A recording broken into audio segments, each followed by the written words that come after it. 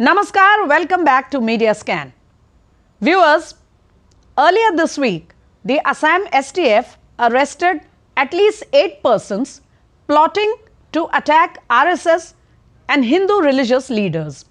Meanwhile, in the past couple of months, there have been a string of decisions coming from Dhaka which have caused concern in our security establishment, particularly about the Northeast region.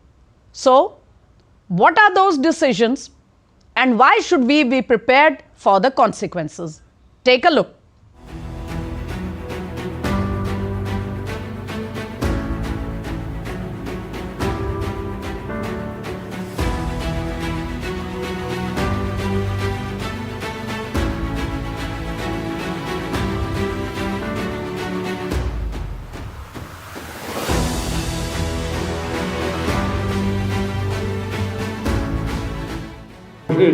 আল্লাহকে ভয় করেন, নববধূর ফাঁদে পড়েন না, বাংলাদেশের বিরুদ্ধে অবস্থান গ্রহণ করেন না। আপনাদের অনেকগুলি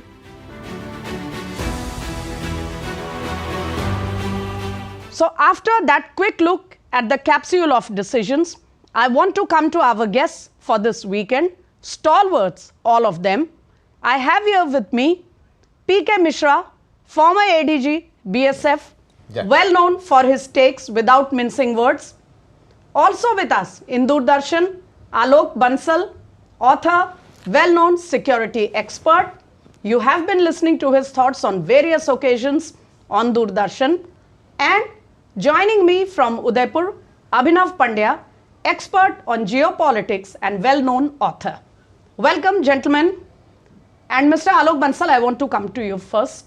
Sir, before we move on to the larger issues on the table, very quickly, your take on what it means, the arrest of the terrorists by the Assam STF and this entire action of the team. See, it shows that the terrorist outfits are increasing their actions and they are actually desperate to cause turbulence within India, and this coming at a time when Bangladesh and Myanmar both are in tumult is a serious cause for concern, because Northeast is buffeted by Bangladesh and Myanmar and both have huge instabilities.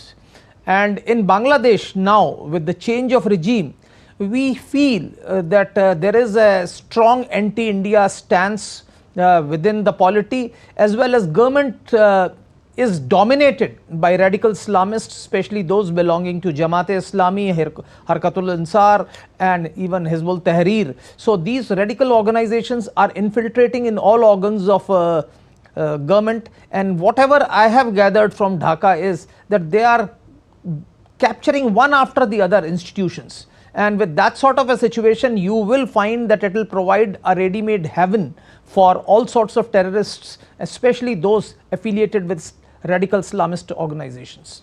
Sir, this Ansarul Bangla team, we know that these names are just meant to divert or hoodwink the securities network, isn't it? Because they have direct relations to the Al-Qaeda and other dreaded Islamic terror organizations.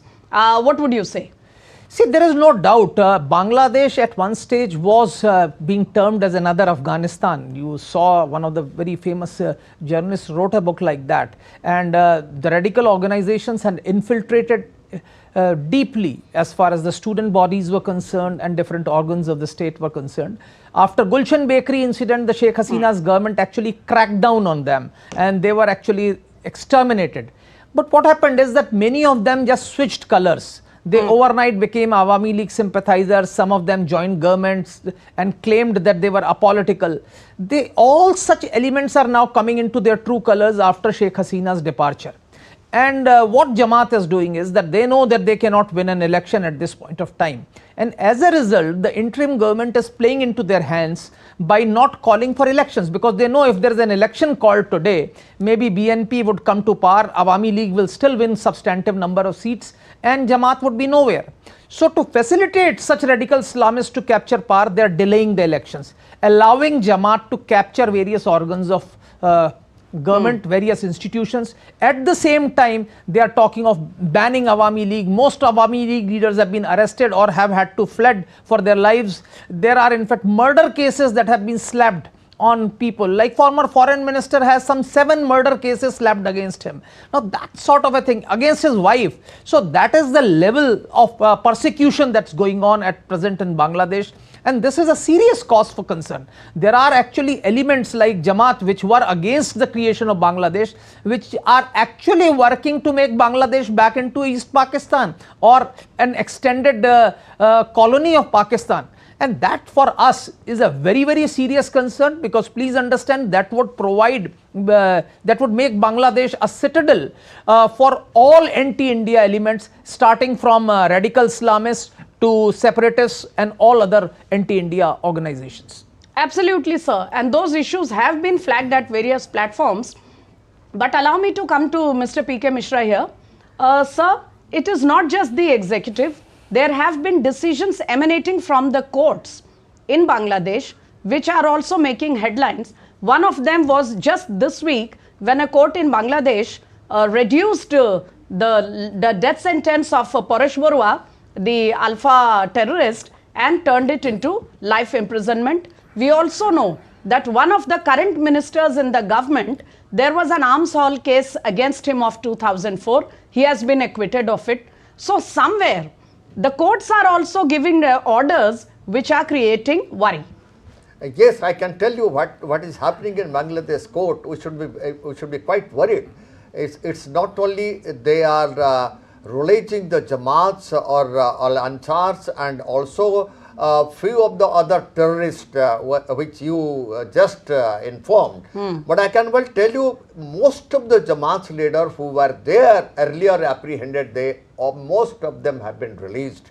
And just see, the group of Jamaats going to Pakistan in Islamabad and having a talk with Islamabad leaders, it is something very strange, and you have to be very careful. And I can well tell you, I just spoke to Kuch Bihar border, the Dinhata border, and also to Petrapol, and they are in Silchar and Karimganj. Things are very bad in the border. You know, in world, there were 2 border guarding forces who is to have combined patrolling. That is the Bangladesh border guard of Bangladesh and border security force. Things are different now. This BGB is now a mini Pakistan, and Pakistan army and Pakistan Rangers, and nothing less than that. They have changed also quite a lot. The latest thing is, it's not only ISIS, Al-Qaeda and Jamaatis, they are calling the shots. And prior to Sheikh Hasina ji, when Begum Jia was there, you can go back to this and Chittagong Hill Tract, all those training centers of jihadis, they have started coming up. What has happened in Manipur now? The Manipur is boiling. It is not only Myanmar rebels which are interfering there, but we have to be very careful. This Al-Qaeda, Indian subcontinent, and also the ISIS and Islamic Chhatra Shibir and Bangladesh Jamaat-e-Islami of Bangladesh and new Jamaats, they are now calling the shots, and they are trying to penetrate into our border. I can well tell you what's all happening now, because our border is totally not sealed. And if you think that we can seal the border, even USA cannot seal the border. And we're having many rivers and nalas and waterways going from India to Bangladesh, and it's very difficult to cover them. And technically, so how can we tackle this challenge? Yes. Is something I will come back to you about, yes, sir. But quickly allow me to connect to Abhinav Pandya here. Abhinav, one of the decisions from where this whole debate started was when the Dhaka administration gave out an order that all the security background check and other conditions related to visas of Pakistanis had been waived, and now they had an easy access of free visa to Bangladesh. That had caused a lot of chatter across India. How do you look at that decision and other subsequent decisions of the Dhaka administration vis-a-vis India's security? Well, Smitaji, I am not at all surprised with what's unfolding in Bangladesh. There is a very old and a very historical nexus between the Islamic radicals of Bangladesh and the Pakistan's ISI elements and also the Al-Qaeda elements. Let me just give you a brief historical background. This whole Ansarullah Bangla, basically this emanated from the Huji, and Huji was in Afghanistan. And we have heard about Huji Bangladesh, was a very famous organization in the past. And there is a strong connect between 2001 and 2006, when the BNP was in power, supported by Jamaat. All the dreaded terrorists like Sajjad Afghani and Maulana Masood Azhar, during that phase, they used Bangladesh route to infiltrate terrorists into India. And it was very, tactfully used by the ISI to send radicals into India. And I must say that, the recent decisions, which have come after the ouster of Sheikh Hasina, they have facilitated the Islamic radicals in Bangladesh, particularly some decisions like the release of Maulana Muhammad Jasimuddin Rahmani. He is the leader of Ansarullah Bangla team, and he was arrested, convicted for the murder of a blogger. And that man has very famously, he has publicly said that, India, the Khalistan must be free, Kashmir must be free, Northeast must be free. And he has vowed to declare India, convert India into a Sharia state. He even urged Mamata Banerjee to rebel against India. So this man has a very, I would say, known hatred towards India. And in the recent past, we also came to know about a jailbreak where Ansarullah Bangla team's India operations chief, Ikramullah, he escaped. So a lot of these people have, started their activities once again. And in the recent past, ABT cadres have been arrested in various states of India, particularly West Bengal, Tripura. Between 2022 and 2024, 60 cadres of ABT have been arrested in West Bengal, in Assam, and in Tripura, and 30 are from Bangladesh. So these are very worrying developments. Yes, and you are right. As I already said, there have been developments back to back, which are causing, all these reports. But if I may come to Alok Bansal again here, sir, I know that there is very strong vigil at the borders right now, because of which a lot of common people are complaining also. But we cannot keep it in this state forever, can we? We will have to relax the restrictions at some point of time. And then this cause of worry can get worse. What do you think? See, firstly, to my mind, it is not right to block people from coming in. Because please understand, Awami League party workers, minorities who have always had sympathies for India, who have always supported India and are being persecuted at this point of time. If you don't provide them shelter, then you are actually leaving them to die, and which is not right. You are actually pushing those elements which have always been pro-India to get eliminated. I think this policy of blocking their entry or not providing them visas is wrong. As it was in then the obvious question, sir, is how do we stop these people who are being pushed by the likes of Jashimuddin and others? See, we have to actually track, and in fact, Indian embassy has a position of who all are actually our people and who are not. And as I said, when you try to block everyone, you will allow infiltration. By illegal infiltration will be allowed. I have always said that you should have legal ways of coming from Bangladesh to India, not only by flight, but even across land borders. Those who want to work should have a system for work permit. There should be a day work permit. There should be a long-term work permit. That has to be there. And because please understand, this state that exists in Bangladesh, to my mind, is extremely dangerous, and at the moment the regime is vulnerable. We need to act now to dislodge it. It's feasible. This regime is illegitimate, unconstitutional and illegal, because Sheikh Hasina has very clearly said she did not resign. President of Bangladesh has said that he has not seen the resignation letter of Sheikh Hasina. So if he has not seen the resignation letter of the Sheikh Hasina, then Sheikh Hasina continues to be the Prime Minister of Bangladesh. Why are we legitimizing this so-called fake government led by Dr. Muhammad Yunus? Why are we sending representatives to meet him? To my mind, it's a thing we should actually recognize Sheikh Hasina, and if required, we can start a second liberation war. Mr. P.K. Mishra, you were making a point on about the border situation. Yes. Please complete your point.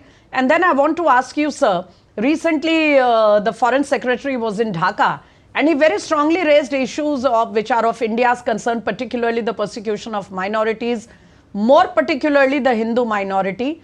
So with this dialogue going on, do you think we will see some outcomes in the coming days? Also because even at the global level, the level of persecution and targeting of persons is being raised at various platforms, in the US, in various cities of Europe, etc.? Yes, I can well tell you what exactly has happened during when Mohammed Yunus took over and Sheikh Hasina ji, she escaped and she came to India. Things are pretty bad. You have seen what has happened to ISKCON temple. How come the leader of ISKCON was apprehended, and how come a number of Hindu shops where they were looted, they were burnt, and lot of Hindus were asked to resign from government service, and they have resigned and they have gone home.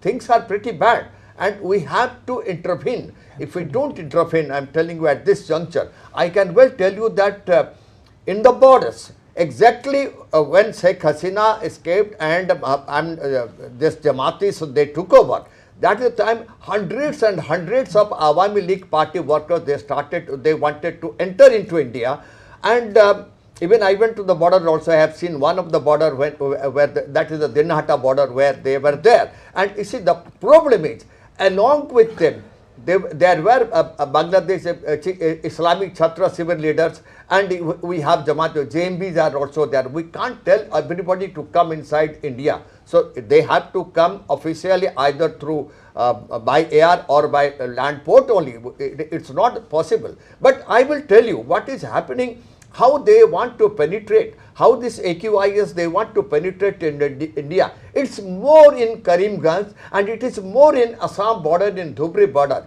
You go to Dhubri border, we have many Char Islands. There are about 30 to 40 Char Islands, and the Char Islands are divided into Bangladesh and India. River islands. River islands. Loosely we can translate them into river islands. River island, and they call it Char Islands. Sorry. In Char Islands, you see, in winter you find new Char Islands coming up. Yes. And Bangladeshis, particularly this ICS and also the AQIS and the ISI, their militants, they want to penetrate and they have their tents, they come into these Char Islands, and these towns in Dhubri, they accept them and they bring them to Dhubri and Gwalpur and those areas. Things so are everybody really knows that there is a has been a well-oiled system working there. But the recent action of the Assam STF also proves that our sleuths and our police service and other security personnel are also, right on the track. Definitely. I am telling you, the deployment of BSF, I have seen the deployment of BSF myself in the border just after Sheikh Hasina, she left the power. In fact, we are having by drones and satellites, it is being covered, and the best part of it, the waterways, all these rivers and all, particularly river Dhubri and Brahmaputra, these are all covered very nicely, and we are having 24 hours patrolling going on, and after every 6 hours the observation posts and ambush parties are changing. Every inch of the border is guarded, and we are very sure that none of these militants can penetrate. The worst part of it, the only way is after 24 Parganas, if you go towards Bay of Bengal, in those areas, things are very difficult. And there is every possibility of these militants to enter, because they cross West Bengal, they go more or less to Jharkhand and Assam and these areas, and they have their sleeper cells also available in those areas. And then they spread in the hinterland in various states. That is why, sir, one module caught by the STF was actually nabbed from Kerala. Yes. Way out in Kerala. But I want to come to Abhinav Pandya also here. Abhinav, there is a lot of chatter about what's going on in the global arena. Recently, there has been a report by people who have their roots in Bangladesh, but they have brought out a report in Brussels which says that close to 5,000 people, which includes minorities, it includes people who are not aligned with the political establishment, it includes intellectuals and activists. All these people may have been killed in the past 3 to 4 months, and also that those who are there are living under severe threat. I know we've gone through this earlier in our episodes, but quickly, how do you look at the response of the global community vis-a-vis those who are suffering currently in Bangladesh? Well, as regards the global community is concerned, I don't see a very active response, particularly from the West, and the reasons are very obvious. Here, I would like to mention the fact that some of the hardcore cadres of Jamaat-e-Islami Bangladesh, who were who were charged of being war criminals, they found a prestigious place in some of the American, civil society and charity groups like, this ICNA, Islamic Circle of North America, and CAIR and all. They were living there. They were attending all the big conferences out there. They were carrying their agenda on Kashmir, Bangladesh, all these activities. And somehow they received a very supportive attitude from the state. Middle East Forum has done an immense, work on this subject. And unfortunately, well, regarding this, I see a very pathetic response, particularly from the West, on what's happening in Bangladesh. There is a very apathetical towards the atrocities being meted out towards the minorities, and vis-a-vis, in comparison to when India brought out the CA-NRC Act, there was a huge uproar, particularly in the West, in American universities and American, local municipal governments, that you are crushing your minorities. You are not, you're just devouring Muslims from the citizenship. But today, there is a complete absence. And one should not be surprised at all. Well, American deep state and the American, though I would say, intelligence setup has always been in cahoots with some of these elements. Some of these chaps of Fuji, they were particularly nurtured and trained in Afghanistan during the anti-Soviet war by their CIA masters. So I'm not at all surprised. And recently, what happened in Bangladesh?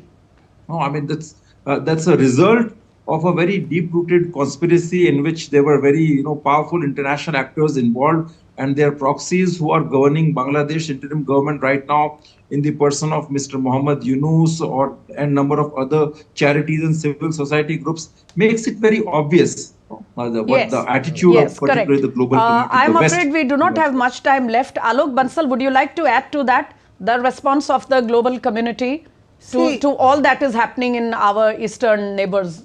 See, we need to be very clear that this toppling of the government was actually sponsored by the West. And West has been unfortunately still supportive of this regime which lacks any constitutional validity. In fact, I have credible reports to tell me that the first list of advisors to the interim government was made in the US Embassy.